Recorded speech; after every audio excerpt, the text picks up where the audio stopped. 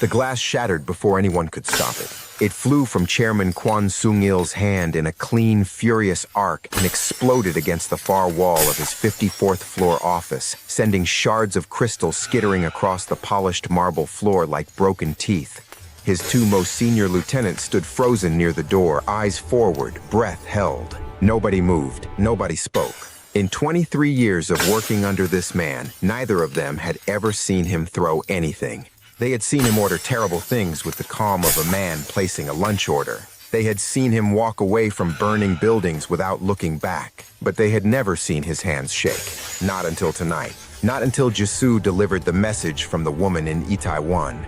Welcome to Seoul of Africa, where African hearts and Korean souls meet in the most emotional love stories ever told. Subscribe to this channel and turn on your notifications. We have so many more stories waiting for you, and every single one of them hits deeper than the last. Jisoo himself stood at the center of the room, his expression carefully neutral, his eyes watching his uncle the way a person watches a fire they are not sure they can control. He had delivered the message exactly as it was given to him. Word for word. He had not editorialized. He had not softened it. He repeated what Seun Adeola-Park had said, sitting in her small restaurant with her hands flat on the table and her eyes carrying something ancient and unmoved, and he had watched his uncle's face do something he had never seen it do before. He had watched it break. "Say that again," Chairman Kwon said. His voice was very quiet. That was always when it was most dangerous. "She said she doesn't want the money," Jisoo repeated. "She said she wants you to say her mother's name, publicly. She said O.J. Park worked inside this organization for 15 years and died without a record, without honor, without a single flower from the people she gave her life to. Those were her exact words, Uncle.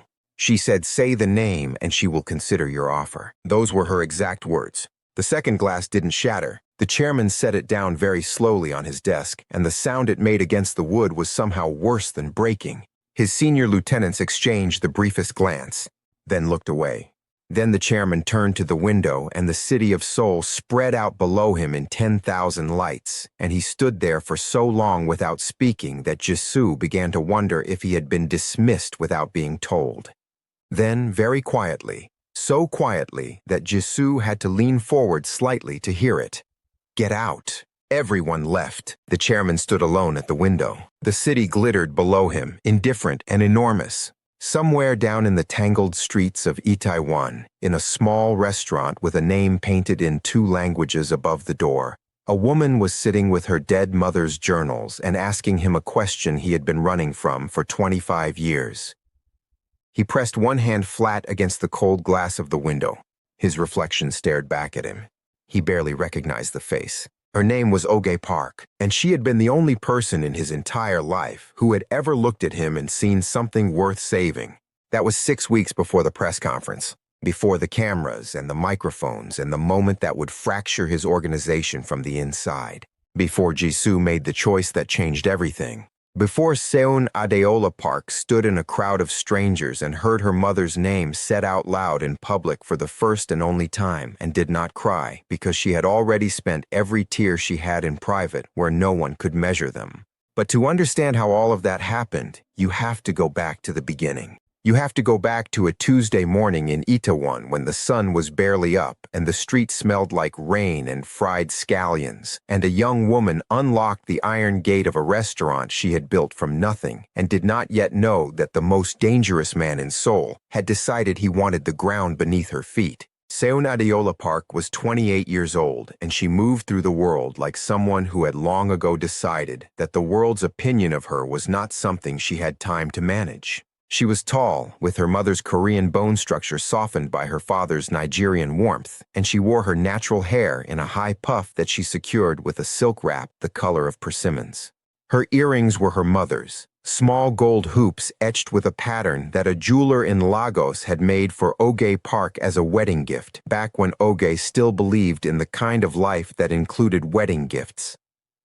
Seun wore them every day, not out of sentimentality, though she was not without sentiment. She wore them because they were the only thing her mother had owned that could not be taken, could not be erased, could not be quietly removed from any official record by men in suits who needed a loose end tied. The restaurant was called Oge's. It sat on a narrow street in the heart of Itaewon, wedged between a fish stall run by a 72-year-old Korean woman named Halmeoni Bae and a tailor shop owned by a Ghanaian man named Kofi, who had been in Seoul for 30 years and still sent half his earnings back to Accra every month. The neighborhood was one of those rare places in the world that had been accidentally built by people who had nowhere else to go and had decided, in the absence of belonging anywhere, to belong to each other. You could hear 6 languages before you reached the end of the block. The food smelled like everywhere at once. Seun had opened Oge's 4 years ago with a loan she was still repaying and a menu that made food critics either deeply confused or deeply moved, usually both. She cooked jollof rice seasoned with doenjang paste that gave it an earthy, fermented depth that no one could quite identify, but everyone kept ordering. She made suya spiced tteokbokki that had a waiting list on Fridays. She served palm nut soup alongside sundubu jjigae and refused to explain why they were on the same menu because to her, it needed no explanation. This was who she was. Both, entirely, without apology or annotation. She arrived every morning before her staff, before the vendors, sometimes before the sun. She unlocked the iron gate and stood for a moment in the doorway and looked at her mother's name above the door. She did this every single morning. It was not a ritual she had consciously chosen. It was something her body did before her mind caught up, a brief, involuntary act of grief and gratitude mixed together so completely that she had stopped trying to separate them. That particular Tuesday morning, Halmeoni Bae was already at her stall, arranging mackerel on ice with the focused efficiency of someone who had been doing the same thing for decades and still took it seriously. "You're early," Seun said in Korean, pausing at the gate. "I'm always early," Halmeoni Bae said without looking up. "You're late." Seun smiled. "It's 5:45 in the morning. The fish don't care what time it is." The old woman finally looked up. Her expression shifted almost imperceptibly. "That black car was back last night, parked at the end of the street for 2 hours. Didn't have plates." Seun's smile didn't change, but something behind her eyes went still and careful. "I'll look into it." "You said that last week. I mean it this week." Halmeoni Bae made a sound that was not quite a word and turned back to her fish. Seun went inside. The morning rush arrived the way it always did. First, the construction workers from the building site 2 blocks over, 6 Korean men who ordered the same thing every day and ate in 10 minutes and left exact change on the table. Then the slow trickle of neighborhood regulars, the familiar faces, the orders she already knew before they were spoken. Then the lunch crowd, which was when the restaurant became fully alive. Every table filled, the kitchen running at full heat, Dio working the front of house with the cheerful, controlled chaos of someone who had been doing it long enough to make it look effortless. Dio was 30 years old, Nigerian-Korean like Seun, the daughter of an Igbo father and a Busan-born mother who had met at a university in London and somehow ended up in Seoul. She was Seun's best friend in the way that only people who have survived the same specific loneliness can be. Not because their lives were identical, but because they had both spent years being too black for Korea and too Korean for the diaspora, and had eventually found each other in the narrow, luminous space where those two exhaustions overlapped. Dio talked constantly and brilliantly and often about things that were not strictly relevant, and Seun found this deeply comforting. "The black car is back," Dio said, appearing at the kitchen pass-through with a stack of empty plates and a look on her face that was trying not to be worried. "I know. 3rd time this week, Seun." "I know. Should we maybe—" "I'm handling it." "You keep saying that. What does handling it look like exactly? Because from where I'm standing, it looks a lot like ignoring it and hoping—" "Dio, I'm just saying." "I know what you're saying. Plate 12 needs to go out." Dio took plate 12. She went. She came back 3 minutes later. "The car has a Kwan Industries sticker on the dashboard." Seun stopped moving. She set down the ladle in her hand very carefully and turned to face Dio fully. "Are you sure?" "I looked up the logo. It's a small gold K inside a circle. I thought it was just a decoration, but I looked it up. It's Kwan Industries." "Seun, that's—" "I know who that is."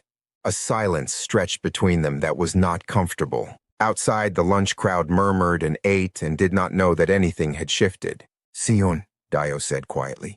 That's the Kwan family. I know. That's not a normal real estate company.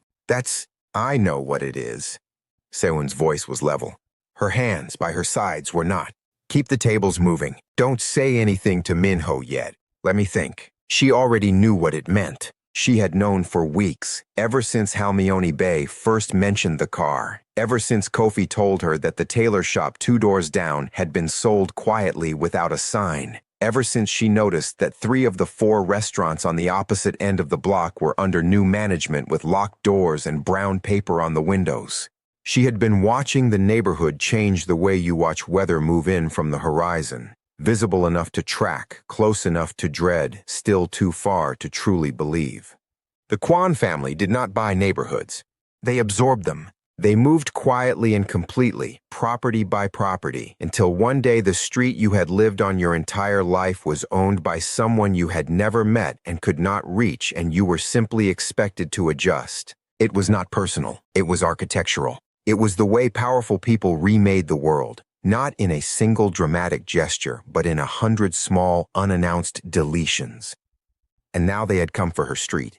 Her restaurant, the ground beneath her mother's name. She stood at the kitchen window and looked out at the afternoon light on the narrow street, at Halmione Bey's fish stall and Kofi's tailor shop, and the children from the language school down the road running past in their matching yellow vests, and she felt something rise in her chest that was somewhere between grief and fury, and would not settle into either. She was not leaving. That was the only clear thought. She was not leaving this building, this street, this neighborhood. She was not packing up her mother's photo from behind the counter and rolling up the sign above the door and walking away. She had not survived the death of her mother and a loan that nearly buried her, and 4 years of 15-hour days, and every sideways look and every moment of being told by the world that she was too much of too many things to ever fully belong anywhere. She had not survived all of that to be bought out by a gold sticker on a dashboard. She was not leaving. The man who came that evening arrived after closing, when the chairs were up and the lights were low, and Dio was counting the till and Minho was breaking down the kitchen. He knocked once on the glass door and waited, and Seun looked at him through the glass for a long moment before she unlocked it. His name, she would learn, was Kwon Jisoo. He was 32 years old and dressed in a way that communicated wealth without announcing it. A charcoal suit that was clearly made for his specific body, shoes that had been polished that day, a watch that Seun recognized as the kind that doesn't need to tell you it's expensive because it already knows you know. He was handsome in a cold, architectural way, as though his features had been arranged for maximum function with minimum warmth. His eyes were dark and completely unreadable. He walked in, sat down at the nearest table without being invited, and placed a white envelope on the surface between them. He did not offer his name. He did not offer pleasantries. He spoke with the economy of someone who had never needed to use more words than necessary because the words he had were always sufficient. Chairman Kwon Sung-il is acquiring the remaining properties on this block, he said. This building is the last one outstanding. The offer inside that envelope is 1,400,000,000 won. It is a fair price. It is, in fact, significantly above market. You have 72 hours to accept. Seun sat across from him. She did not reach for the envelope. She looked at it the way you look at something that has come into your house uninvited and left mud on the floor. Jisoo watched her. He was clearly accustomed to a particular kind of response to that number. The pause, the calculation, the attempt to negotiate upward while trying not to appear too eager. He was not accustomed to what she did instead, which was to look at the envelope for a long, unhurried moment and then look at him directly and say nothing at all. The silence sat between them. It was not an uncomfortable silence on her side. On his side, something shifted almost imperceptibly. It's a significant offer, he said. The words landed flat. I heard you the first time, Seun said. Another silence. Outside, Dio had stopped counting the till. She was very still near the register, watching. Jisoo looked at Seun. Something about her stillness was apparently not what he expected. He had been in dozens of these conversations. He knew how they went. The fear. The performance of boldness masking the fear. The negotiation, the eventual exhausted capitulation. This woman was doing none of those things. She was simply sitting there, in her own restaurant, looking at him with eyes that were measuring something he couldn't name. "If the price is a concern," he began. "It isn't." "Then, I don't want the money." That stopped him completely. He looked at her as if she had said something in a language he did not speak, and he was waiting for the translation. "I don't want the money," she said again, and her voice was very even, very clear, each word with equal weight. "Tell Chairman Kwon that money is not what I want." Jisoo leaned forward slightly. "Then what do you want?" And here was where Seun did something that would change every conversation that followed.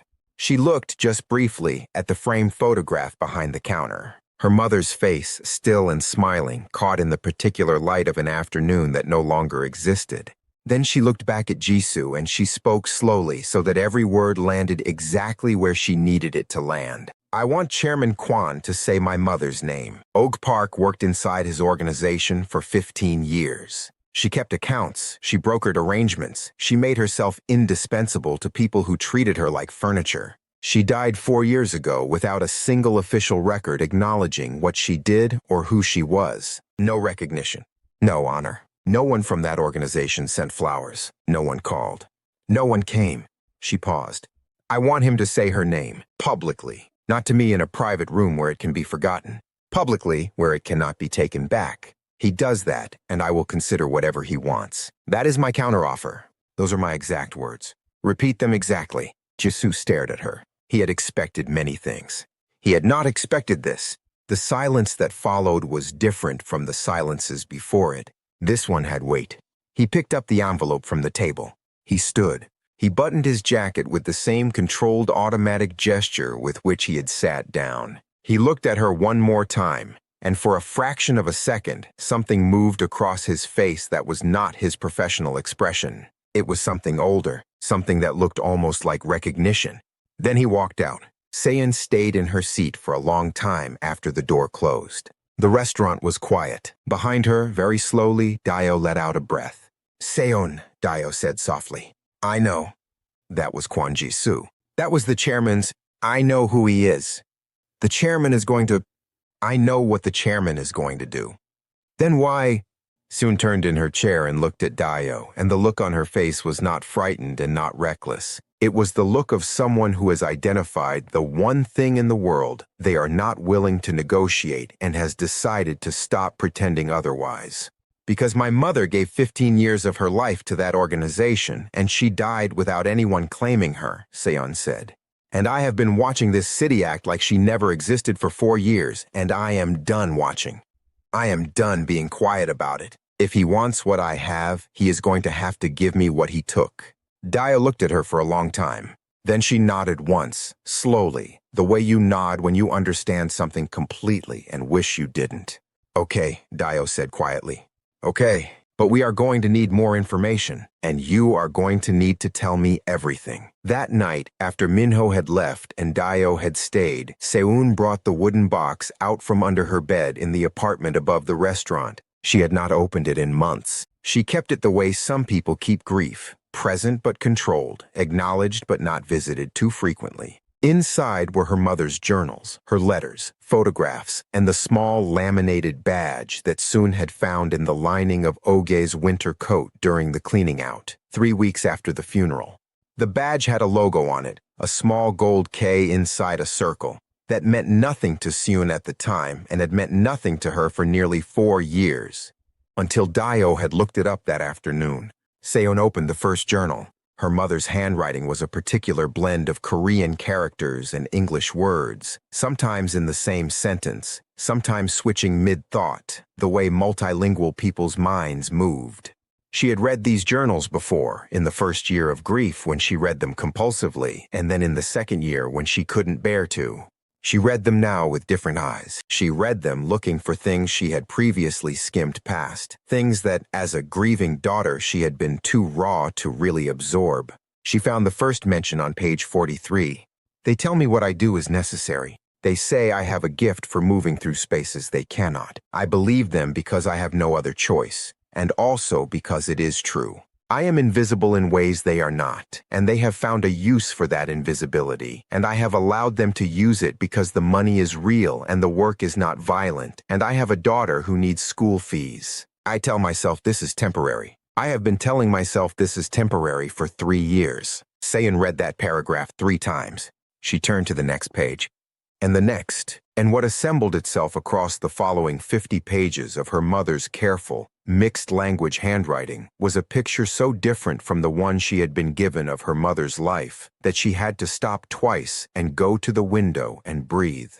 Park had not been a domestic worker, which was what the official record said. She had not been a part-time translator, which was what the death certificate's occupation field said, that word that Seun had always found vague and unsatisfying. She had been something much more specific and much more dangerous, and she had been it for 15 years, and she had been extraordinary at it. She had been an internal financial broker. She had moved money through institutional structures in ways that left no trace, using accounts in her name that were not connected to any visible organization, navigating spaces that Korean men in expensive suits could not enter without drawing attention. She was a Nigerian Korean woman in Seoul, unremarkable to the people who needed her to be unremarkable, invisible in all the ways that were useful. She had been recruited when she was 23 and alone in the city and needed the money, and by the time she understood fully what she had agreed to, she was already indispensable. But it was not the work that stopped Seun's breath the most completely. It was the other thing. The thing woven between the financial entries and the self-justifications and the careful coded language she used when writing about anything she didn't want found.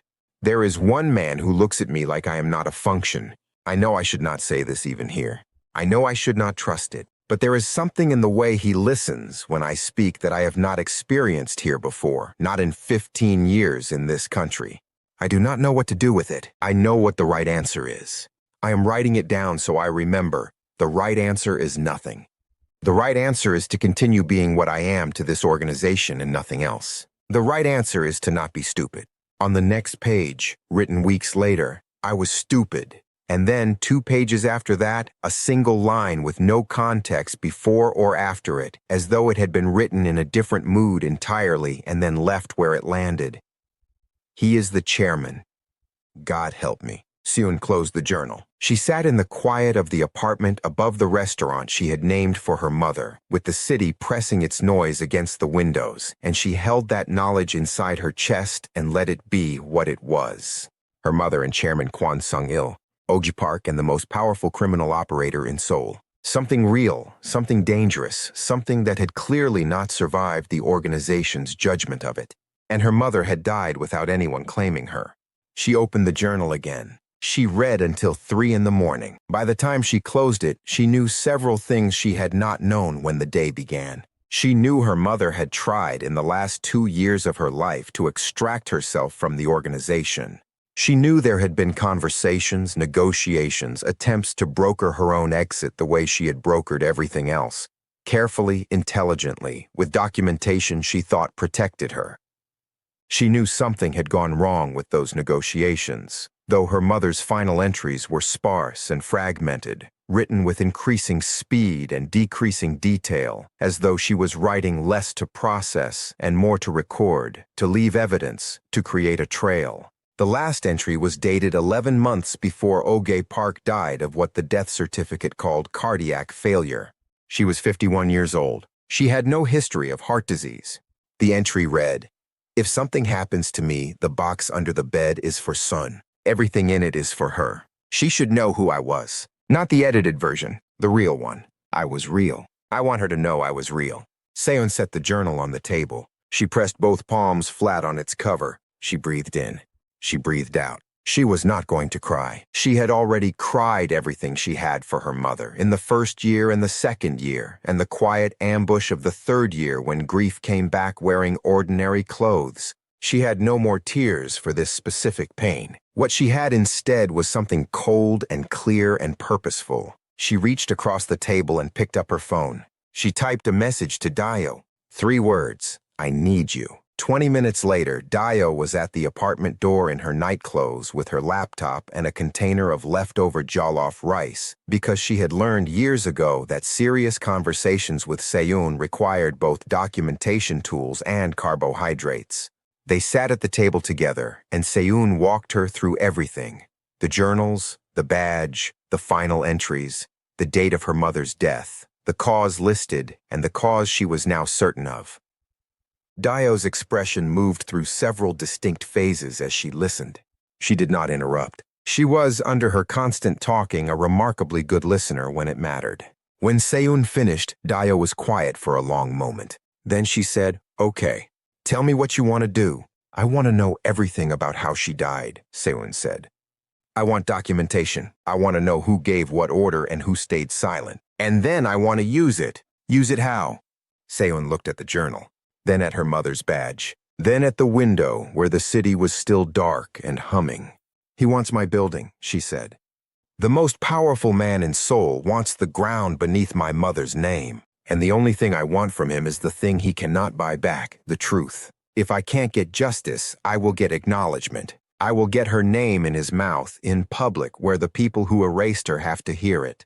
That's what I want. That's the only currency I'm interested in." Dio looked at her for a long moment. The kind of look you give someone when you understand completely what they are asking for, and you also understand completely what it might cost. "That's the most dangerous ask you could have made," Dio said quietly. "I know, because money he can give without it meaning anything.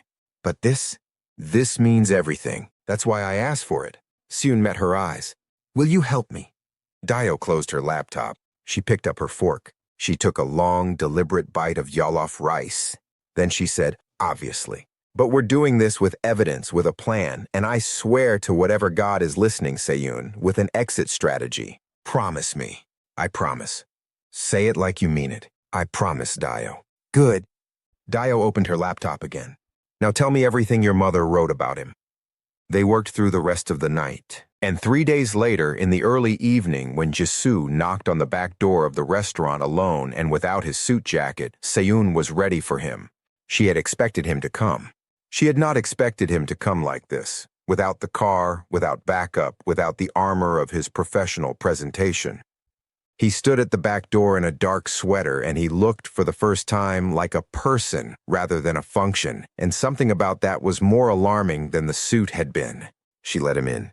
Dio, at the counter, gave Seun a look that communicated a full paragraph's worth of concern in under a second. Seun gave her back the look that meant, "I know, I've got it, please stay." Jisoo sat down at the small table in the back. He looked at the walls of the kitchen, at the photographs her mother had taken on a trip to Jeju in 2003, at the small shelf of cookbooks in 3 languages, at the careful details of a space built by someone who intended to stay.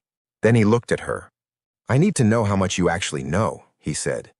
His voice was different than it had been 3 days ago. The professional flatness was still there, but something beneath it was fraying. "Before someone else decides that question for you." Seun sat across from him. She folded her hands on the table. "Then tell me what I don't," she said. He looked at her for a moment. He seemed to be making a decision, and the decision was costing him something. Then he began to speak, and what came out of him across the next 20 minutes was the kind of truth that has been compressed for years under enormous pressure and comes out not in a flood, but in precise, controlled fragments, each one landing like a stone dropped into still water. He told her about her mother's recruitment at 23, the financial brokering, the invisibility, the indispensability. He told her about the relationship with his uncle, confirmed it without her having to ask, because he had clearly decided that a partial truth would be more dangerous than the whole one. He told her that the organization's Council of Elders had found out and had given Chairman Kwon an ultimatum. He told her that his uncle had chosen the empire. He sent her away, Jisoo said. He gave her a settlement, a cover story, and he let her go. He told himself he was protecting her by removing her from the organization's eye. And instead, Seun said, her voice very quiet and very controlled, she spent the next decade alone with a daughter and a secret she couldn't tell anyone. Jisoo said nothing. He didn't disagree. And when she tried to come back, Seun continued, when she tried to negotiate a legitimate exit to get her real history documented so she had something real to stand on. The council saw it as a threat, Jisoo said. Her documentation was a liability. She knew too much. And by that point, my uncle had removed himself enough from the day-to-day that the council operated without his direct approval on certain things. Certain things, Seun repeated. Jisoo looked at the table. Did he give the order? Seun asked. No. Did he stop it? A pause. A very long pause. No. Then it's the same thing, Seun said. Her voice had not risen. It had, if anything, gotten quieter, and the quietness was more devastating than volume would have been. He loved her enough to grieve her and not enough to save her. He let her die, and then he spent 25 years buying up streets in Itaewon, circling the restaurant her daughter built on the grave of the life he refused her. And now he wants to buy that too. Jisoo looked at her. He said nothing for a long time. Then, why are you telling me you know all this? Why not hold it back? Use it as leverage you haven't revealed? Seun looked at him steadily. Because I don't want leverage, she said. I want him to come to me knowing that I know everything, and I want to look at him directly and ask him for the one thing money can't replace, and I want him to have no excuse for saying no. I am not interested in power. I am interested in my mother's name being said out loud by the man who let her be erased. Jisoo stared at her, and there it was again, that flicker of something across his face that was not his professional mask. It was something more personal than that. Something that looked in the unguarded fraction of a second before he controlled it again, like grief. My mother, he said carefully, was also someone this organization decided didn't matter. The sentence landed between them in the silence, and they both left it there for a moment, untouched. Bring him to me, Seun said finally. Or bring me to him. Either way, I need to be in the same room. Not on the phone, not through messages. In person. Jisoo stood. He reached for his jacket, which was folded over the back of the chair, and then he stopped. He looked at the photograph on the wall. Park in Jeju, younger than Seun had ever known her, laughing at something outside the frame. She was in this organization for 15 years, he said, not looking away from the photograph. And she was the only person I ever heard my uncle speak about with anything that resembled warmth. I was 12 when she left. I remember the way the building felt different after. I didn't understand it then. He put his jacket on. He left. The back door closed softly behind him. Seun sat in the empty kitchen for a long time. Then she went to the counter and she stood in front of her mother's photograph, the one from behind the counter that had hung there since the restaurant opened, and she said quietly, to no one, to her mother, to the particular quality of evening light in the room, I'm going to do this right. I promise. Behind her, Dio, who had been standing at the doorway to the kitchen, said softly, I know you are.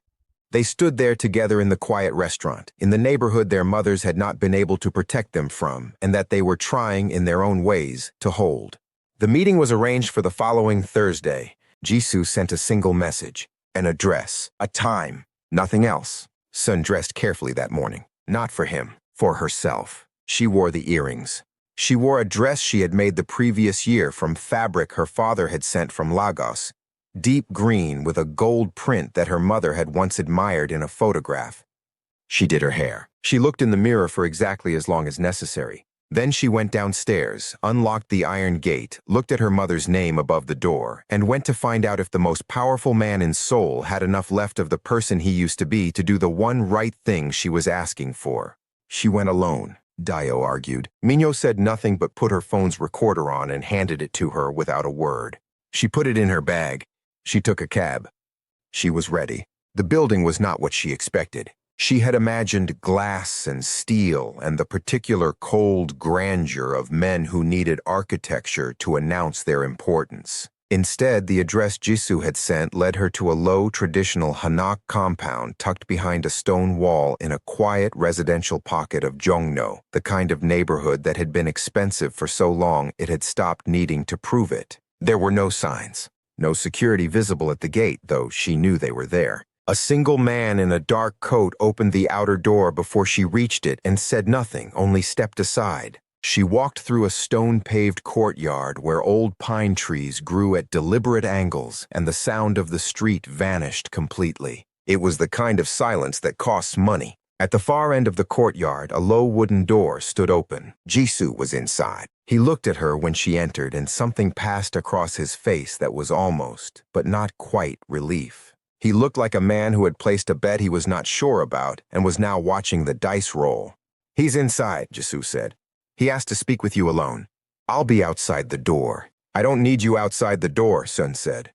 "I know. I'll be there anyway." She looked at him for a moment. Then she nodded. She walked to the inner door.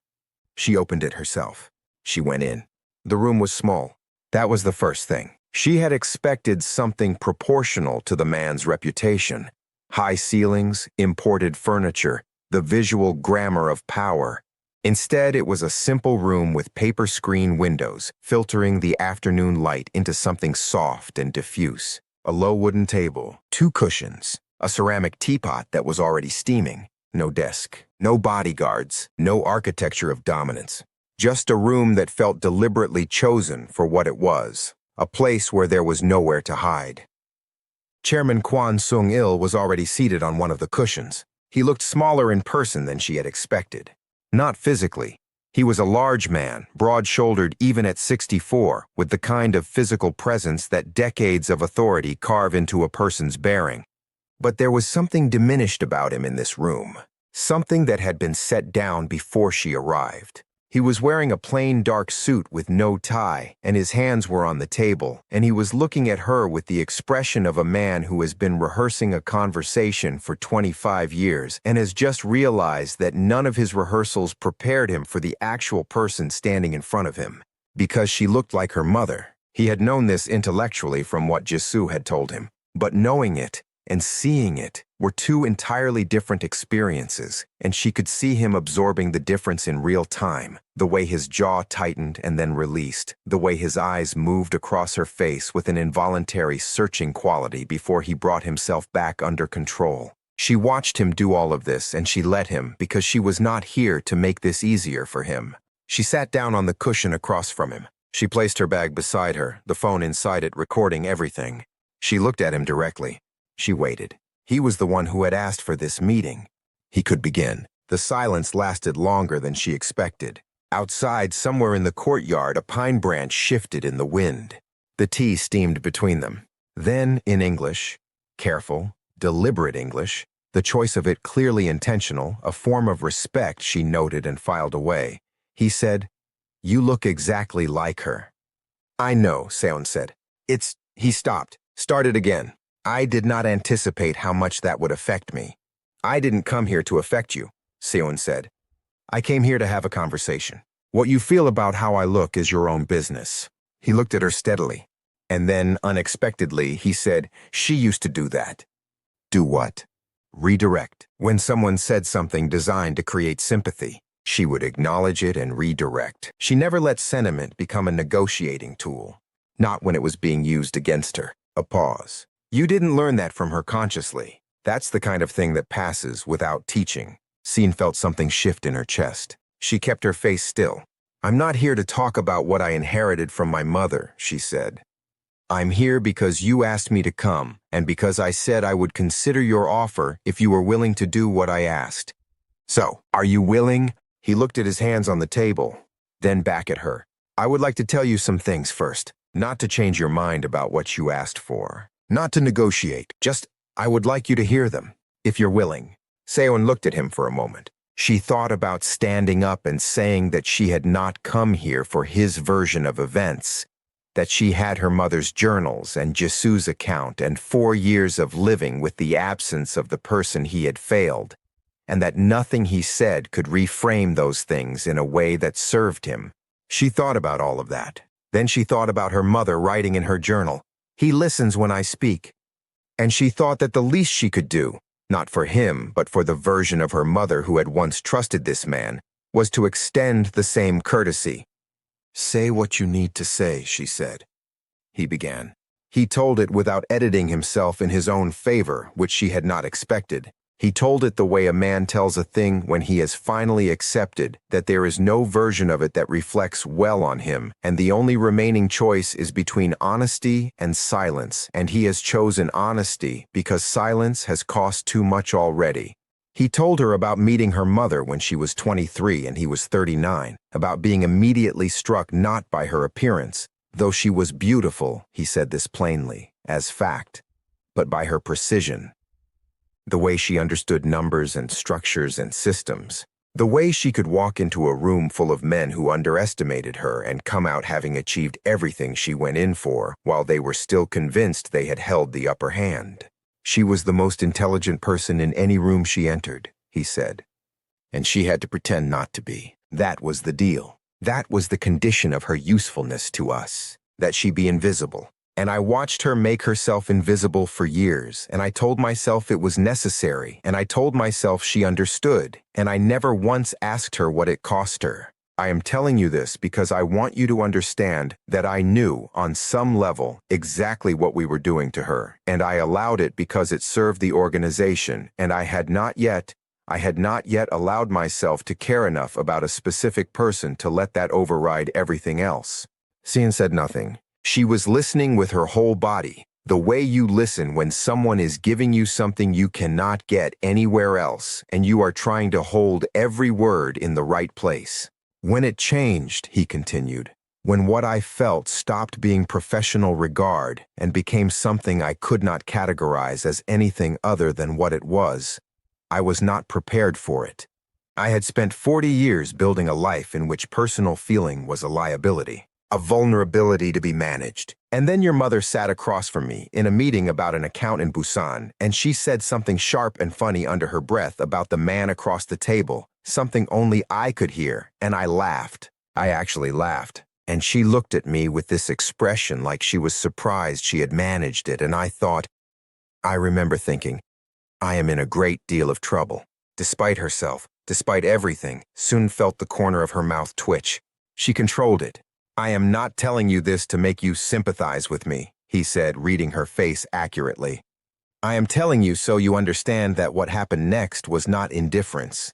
When the council found out and gave me the ultimatum, I did not choose the empire over your mother because I didn't care. I chose it because I was a coward who had built an identity out of never being a coward and could not see any way to be both the man I had made myself and the man who would choose her. And so I chose the version of myself that was already finished being built because it was easier than starting over. The room was very quiet. She was 38, Seun said. Her voice was steady. When you sent her away, she had a 15-year-old daughter and a job she could never put on a resume and a heart condition she hadn't told anyone about because she couldn't afford to seem less capable. She was 38 and you sent her into the world with a settlement and a cover story and nothing else. Yes. And then when she tried to come back on her own terms, when she tried to make it official, to create documentation that acknowledged what she had done and who she had been, the council saw it as a threat. His voice was flat with something that was not flatness. They brought the matter to me. He stopped. You what? Seun's voice did not rise. It dropped. I said I would handle it. He looked at her directly, and she saw him hold the look despite what it must have cost him. I said I would speak with her. I said I would explain to her why the documentation was not possible and reach a private arrangement. I delayed. I kept saying I would handle it, that they should give me time, that I would reach out to her. And while I delayed, the council moved independently. They decided my hesitation was the answer and acted accordingly. Seun was very still. She died 11 months later, she said. Yes. Of cardiac failure. He said nothing. The nothing was its own answer. Did you know? Seun asked. Afterward. Did you know what they had done? He was quiet for so long that she thought he might not answer. Then, I suspected. I never confirmed it because confirming it would have required me to either act on it or accept that I would not, and I was not capable of facing either of those options. I told myself I didn't know. I became very good at not knowing. Seun looked at him. She looked at him for a long time and she let herself feel every single thing that was in the room with her. The grief and the fury and the complicated devastation of hearing the thing she had suspected confirmed in the voice of the person responsible for it. She let herself feel all of it, and she did not perform any of it. She just felt it, the way her mother had always told her to feel things, all the way through, not stopping at the surface, not skipping to the resolution. Then she said, "Did she know you still cared?" At the end, in those last months when she was trying to negotiate her way out and you were delaying, did she know? He closed his eyes. It was the first time since she had entered the room that he had broken eye contact, and she understood it not as avoidance, but as the specific pain of someone receiving a question they have asked themselves 10,000 times. I don't know, he said. He opened his eyes. I hope so. I wrote letters. I never sent them. I told myself I was protecting her by staying away, and I was protecting myself by not having to see what my distance was doing to her. I hope she knew. I have no right to hope so. Seun reached into her bag. She pulled out her mother's journal. Not all of them, just one, the one she had carried for this specific moment. She held it, and she looked at the cover, at her mother's handwriting on the inside of the front page where she always wrote her name and the year, and she felt the particular weight of a dead person's handwriting, which is heavier than it looks. She opened it to a page she had marked. She did not give it to him. She read it aloud. January 14th. I do not know what to do with the fact that I still believe he is a good man underneath the choices he has made. I know what the choices mean. I am not naive about what the choices mean. But I knew him before the choices became the whole of him, and that person was real. I keep both of these things at the same time, and they do not cancel each other out. They just both exist. I have decided this is not weakness. I have decided this is the most accurate way to see a person. She closed the journal. The room was completely silent. Chairman Kwon Sung-il, the most feared and powerful criminal operator in Seoul, sat across from the daughter of the woman he had loved and failed, and was still failing in the particular ongoing way of people who never fully reckon with what they have done. And for the first time in the entire conversation, his face did not hold. It broke. Quietly and completely, the way a thing breaks when it has been held together for too long by the wrong kind of pressure. He did not make a sound. He did not cover his face. He simply sat there with his hands on the table and broke, and Seun watched it happen and felt something she had not expected to feel in this room, which was not forgiveness. She was not ready for forgiveness, and she was not sure she would ever be, and she had stopped thinking of forgiveness as an obligation, but something adjacent to it, something that recognized his grief as real even while holding him entirely accountable for what that grief had cost. She set her mother's journal on the table between them. She pushed it gently toward him. I'm not giving you this, she said.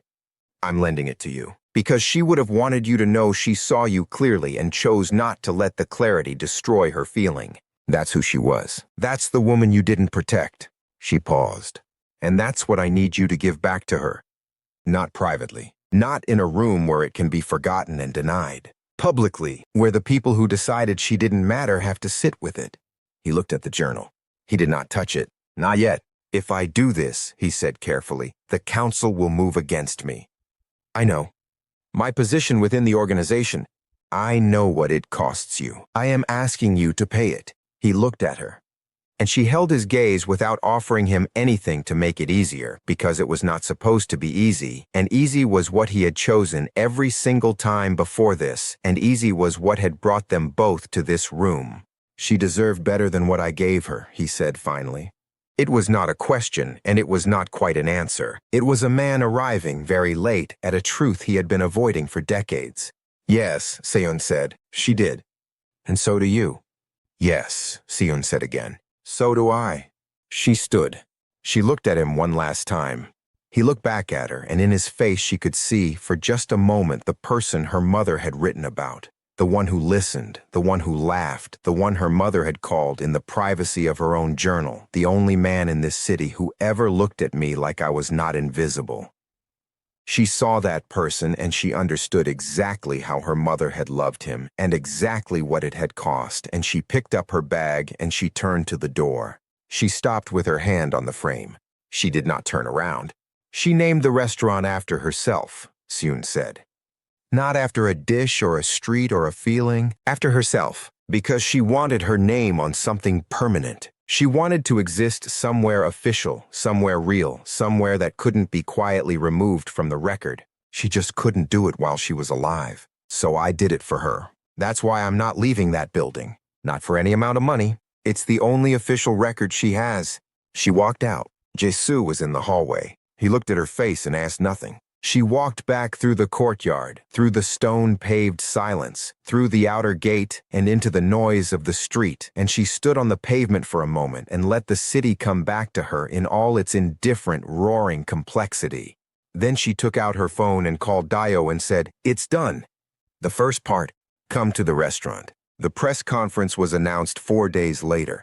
Kwon Industries was holding what the official statement described as a community investment presentation for the Itaewon development project. A room full of journalists and local officials and business representatives. Cameras, microphones, the particular theater of powerful men presenting their benevolence. Seun went, not because she had been invited. She had not been invited. She went because Jisoo had sent her a message the night before that said only, "Be there. Front of the crowd. He needs to see your face." She had stared at that message for a long time. Then she had told Dio to get dressed. They arrived early. They stood near the front. Dio held Minho's arm, the quiet chef who had driven them there himself, and was now standing with the framed photograph of Adeola-Park from behind the restaurant counter under his arm, his face composed and still. Seun had not asked him to come. He had simply been at the door when they left that morning with the photograph, ready. She had looked at him, and he had looked back at her, and nothing needed to be said. The room filled. Officials took their seats. The Kwon Industries representatives arranged themselves behind the presentation table. Jisoo stood to the left, slightly apart, watching the room with a stillness that was different from his usual controlled composure. This was the stillness of someone who had made a decision and was standing inside it. Chairman Kwon walked to the microphone. The room settled. He looked at his prepared remarks on the podium. The room waited. His senior men waited. The journalists waited. He looked at the prepared remarks for a long time. Then he set them aside. The room made a small collective movement, a barely perceptible shift, the physical expression of a large group of people recalibrating. He looked up. He found Seon in the crowd. She was not difficult to find. She was standing very still in the third row, wearing her mother's earrings, with her mother's photo in Minho's arms beside her. He looked at her for one long moment. She held his gaze. Then he looked at the room. "Before I speak about the future of this neighborhood," he said, and his voice was even and public and carried clearly to every corner of the room, "I need to speak about someone this neighborhood lost. Her name was Adeola-Park." The room changed immediately.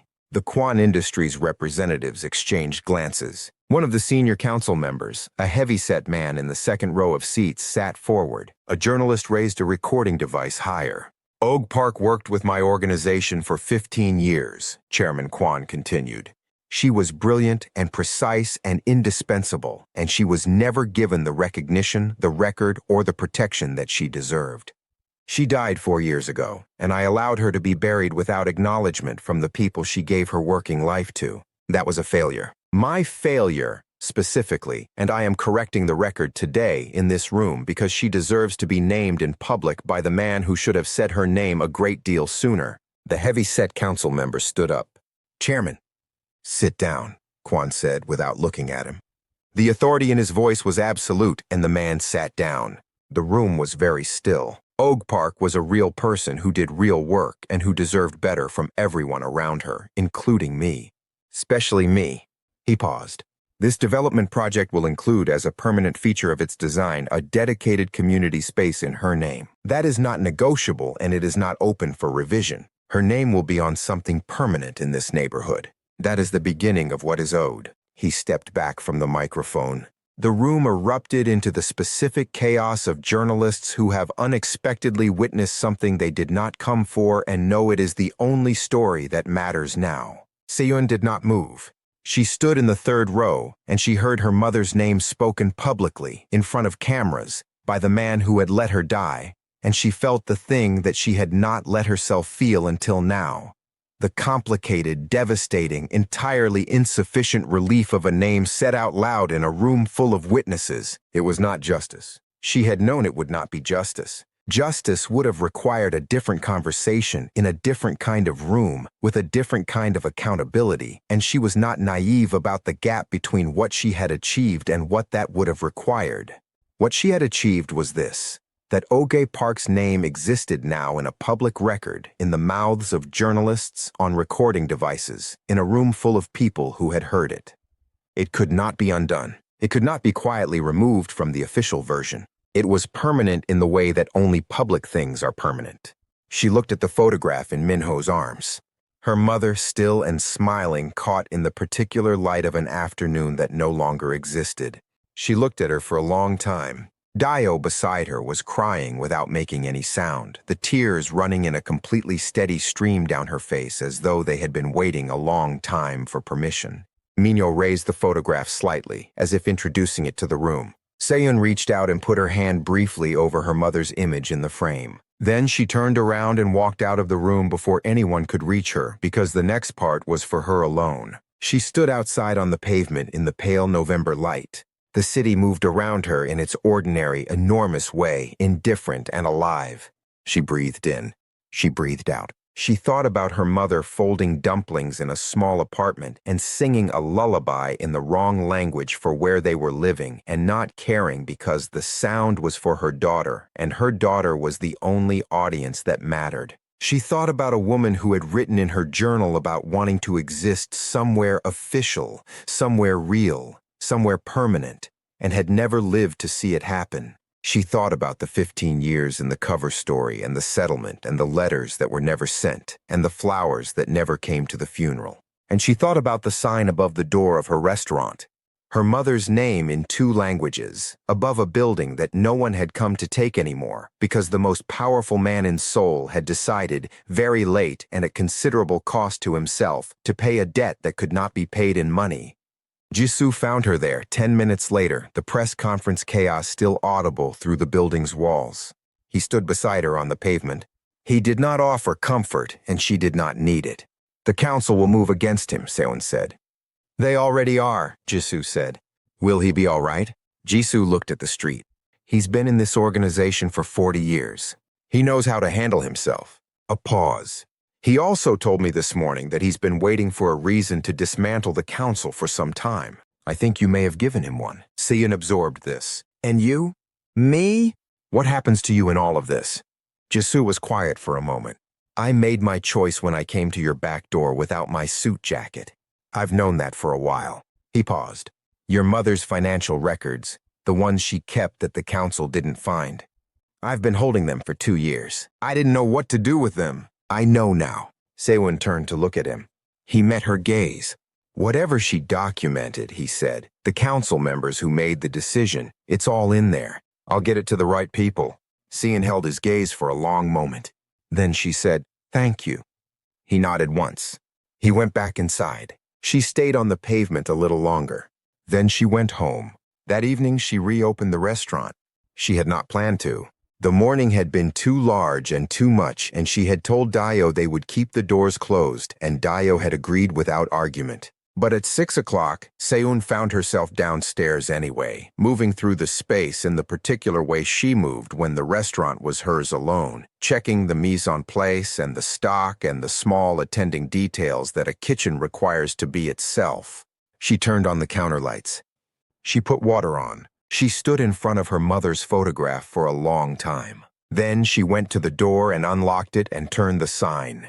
Dio arrived at 7, having apparently not believed for a moment that Seun would actually stay closed. She had brought Minho, who was already in his apron before he had fully walked through the door. 3 regulars came in within the hour, then a table of 4, then the construction workers who sometimes came for a late dinner on long shift days, and by 8 the restaurant was not full, but it was alive. The particular living warmth of people eating food that someone made with care and attention and a full understanding of where it came from. Seun cooked. She cooked the way her mother had taught her to cook, not with performance or precision for its own sake, but with the knowledge that food is the most honest form of telling a person that they exist, that their presence is worth the time, that someone prepared something specifically for the fact that they were going to be here in this room, needing to eat. She made jollof rice with the doenjang. She made the suya tteokbokki. She made her mother's version of miyeokguk, the seaweed soup, because her mother had loved it and because it seemed right on a day like today to cook something for her. She did not eat it herself. She set a small bowl of it on the counter beneath the photograph, next to the candle Dio had lit without saying anything, and she left it there. Late that night, after the last customer had gone and the chairs were up and Dio and Minho had cleaned down the kitchen, Seun went outside with a cup of tea and stood on the pavement and looked up at the sign above the door. It was the same sign she had looked at every morning for 4 years. Her mother's name in Korean and in Yoruba, the two languages Adeola-Park had carried in her body through every room she was made to be invisible in. Seun had added 2 lines to it, painted in the quiet hours of the previous week when she had known this moment was coming and had wanted to be ready. Below her mother's name, in letters small enough to require attention but clear enough to be read from the pavement, in Korean on one side, in Yoruba on the other. The same words in both languages. She was here. Seun stood under her mother's name on a November night in Itaewon and drank her tea and watched the street. Halmeoni Bay's stall was dark and covered for the night, but the mackerel smell lingered, comfortable and familiar. Kofi's tailor shop light was still on. It was always still on this late. Kofi worked the kind of hours that made Seun feel like she was slacking. A group of young women walked past speaking 3 languages simultaneously in the effortless code-switching way of people who had grown up belonging to more than one place. A child on a bicycle wobbled past, his father jogging beside him with one hand hovering, not quite holding on, letting him find his own balance. She thought about what her mother had written in the last entry of the last journal. She knew it by memory now. She had read it enough times. I do not know what my daughter will inherit from me. I hope it is not my silence. I hope it is the recipe for the jollof. I hope it is the stubbornness. I hope she knows, wherever she lands, she came from somewhere real. Seun looked up at the sign, at her mother's name above the door of the building that no one was coming to take, at the 2 small lines below it, quiet and permanent and unignorable. She came from somewhere real. She was still here. She had her mother's stubbornness, and her mother's earrings, and her mother's recipe for jollof rice, and she had the name of the woman who made her in 2 languages above a door on a street in a city that had tried, in 100 small and large ways, to decide that neither of them fully belonged. And she had refused that decision with every year of her life and every hour of her work, and every morning she unlocked that iron gate and looked at that name and chose to begin again. Her phone buzzed. A message from a number she didn't recognize, and then a second later a message from Jisoo. That's my personal number. The records are with the prosecutor's office. It will take time, but it's moving. She put her phone away. She finished her tea. She went back inside.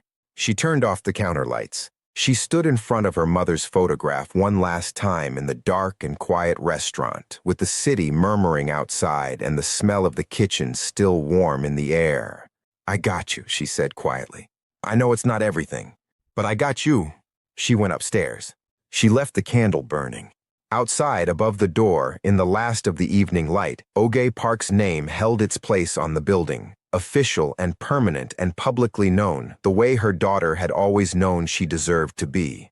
Not erased, not edited, not quietly removed from any record by men who needed her to be smaller than she was. Present, documented, real. The city moved around it in all its ordinary enormity, and the sign said what it had always said, and now it said a little more, and anyone who walked past and looked up could read it, and knowing it, could not unknow it. She was here, she was here, she was here. If this story made you feel something, if Adeola-Park's name sitting at the end of it meant something to you, then you already understand why these stories need to be told. The Afro-Korean experience, the Diaspora experience, the experience of being too much of too many things for a world that keeps asking you to choose. These are stories that deserve the full weight of their telling. Not footnotes, not background, the full hour. If you want more stories like this one, complete, no cliffhangers, no part 2s you have to chase, subscribe. This channel is being built for every person who has ever needed to hear that the people who made them were real and known and worth the telling. Adeola-Park was not a real person, but she could have been. She is someone's mother. She is someone's secret. She is someone's silence waiting to be broken. Now you know her name, and that is exactly where every story like this one begins.